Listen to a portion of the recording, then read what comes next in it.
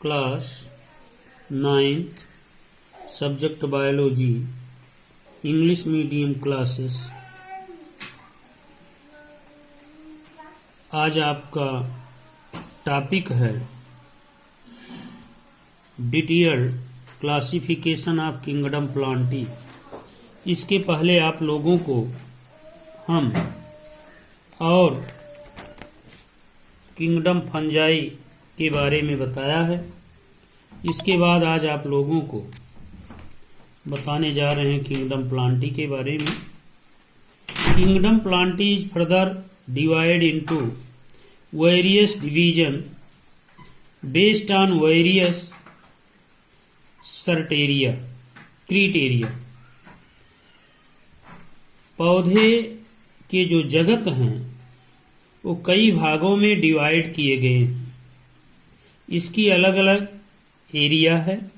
The first level of classification among plant depend on whether or not the plant body has well differentiated distinct component.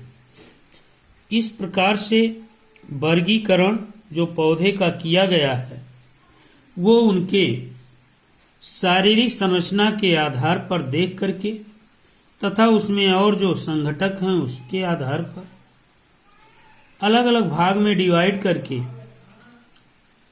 The next level of classification is based on whether the differentiated plant body has special tissue. इस प्रकार से उनके आधार पर वर्गीकरण किया गया है। उनके विशिष्ट लक्षणों के आधार पर उनमें कैसे टिश्यू होते हैं। टिश्यू क्या है, कैसे हैं? Vascular tissue the xylem and phloem है for transport of water and other substance within the plant body.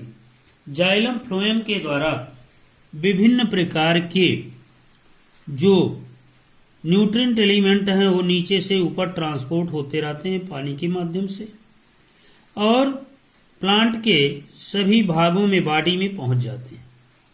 Further classification of plant involve criteria such as ability to bear seed and whether the seed are enclosed within fruit. इस प्रकार से जब उनके भागों में पहुंच जाते हैं तो प्लांटों में जो है फ्रूट का निर्माण होता है और फ्रूट में भी सीड्स का निर्माण होते हैं।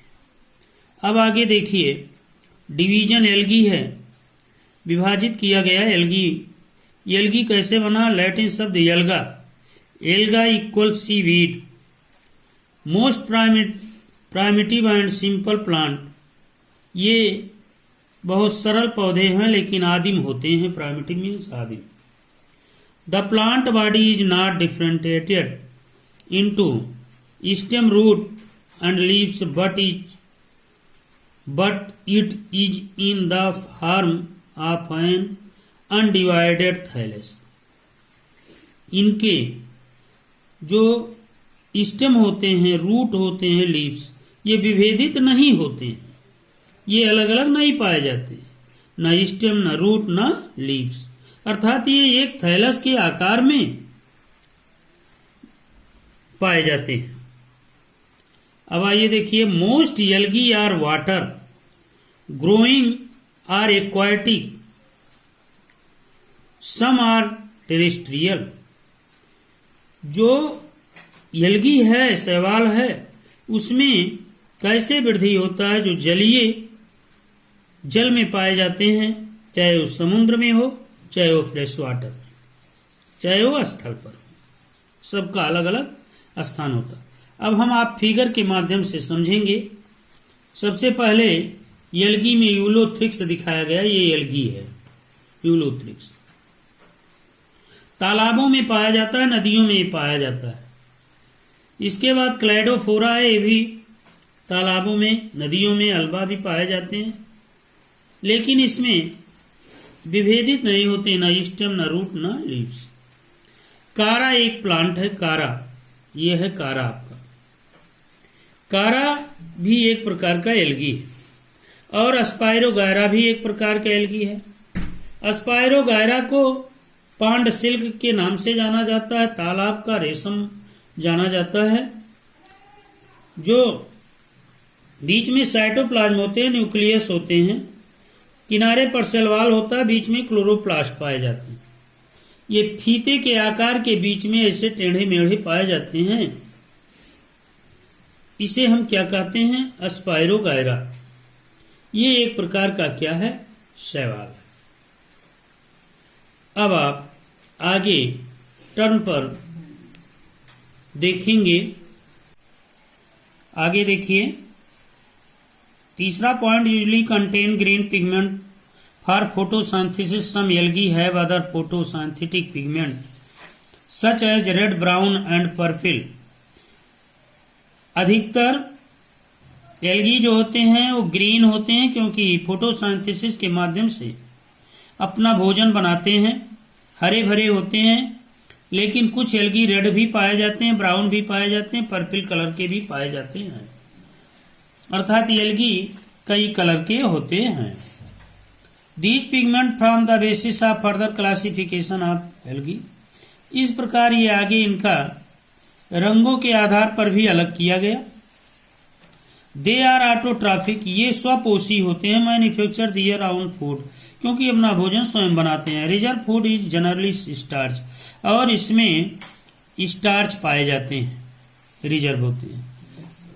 पांचवा पॉइंट है 5, they have a cellulose cell wall around their cell. इस प्रकार से इनका सेल वॉल सेलुलोज का बना होता है, जो चारों तरफ से घिरा होता है। अगला पॉइंट आपका है 7वां पॉइंट है, asexual reproduction generally take place by spores. इसमें अलैंगिक जनन पाए जाते हैं, जो स्पोर्ट्स के द्वारा होते हैं।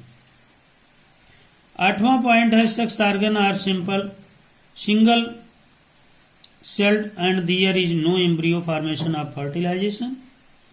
इनके जो अंग होते हैं, लैंगिक अंग पाए जाते हैं, लिंग जिसे कहते हैं, वो सिंगल सेल के रूप में एम्ब्रियो का निर्माण करते हैं फर्टिलाइजेशन के बाद।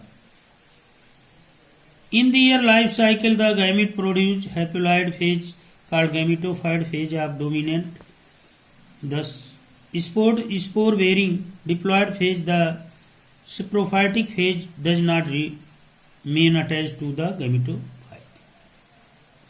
इस प्रकार से इनका लाइफ साइकिल गैमीटोफाइट तथा स्पोरोफाइट के माध्यम से चलता है, दोनों अटैच होते हैं। एज ए ग्रीन एल्गी, जैसे हरे शैवाल, यूलोथ्रिक्स, स्पायरोगायरा, क्लेडोफोरा, अल्वा, कारा, ईटीसी आदि पाए जाते हैं। ये आपके जो टॉपिक एल्गी के थे, ये यहीं पर एंड किए जाते हैं। Thank you.